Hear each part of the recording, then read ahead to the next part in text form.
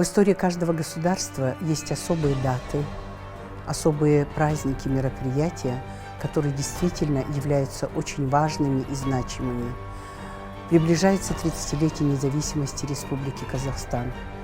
30 лет пролетело очень быстро. Если брать в жизни государства, наверное, 30 лет для его развития, для его становления – это немного. Если взять жизнь человека, то это уже часть жизни, по итогам которой можно сделать выводы.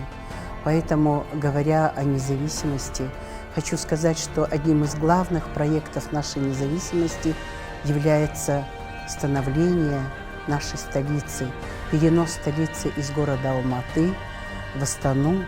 И я думаю, что этот проект Елбасы, он состоялся.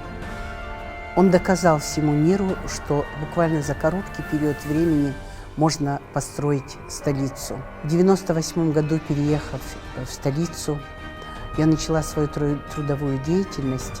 И могу сказать, что становление столицы в команде первого президента для меня, конечно, это очень было важное событие. И сейчас, когда прошли годы, могу сказать о том, что при единении людей, при наличии патриотизма к своей родине, к своему городу, к своему отечеству можно сделать многое. Что касается сферы образования, в которой я проработала, 8 лет возглавляла управление образования нашего города, хочу сказать, что школ было недостаточно. Люди приезжали, население росло, поэтому нам необходимо было строить школы, строить детские сады, потому что в основном приезжали молодые семьи. И каждый построенный объект для нас был великой радостью.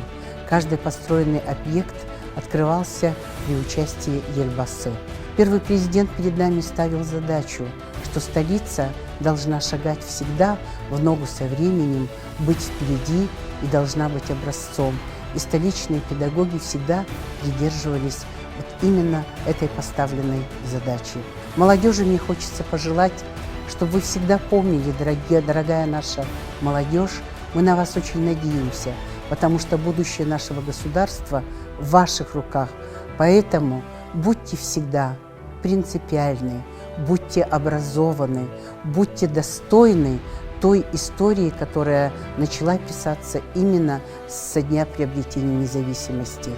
Будущее любого государства в руках молодежи, как подчеркнул президент Касым-Жомарт Кемелевич Токаев, мы верим нашей молодежи и надеемся, что она продолжит достигнутые за годы независимости.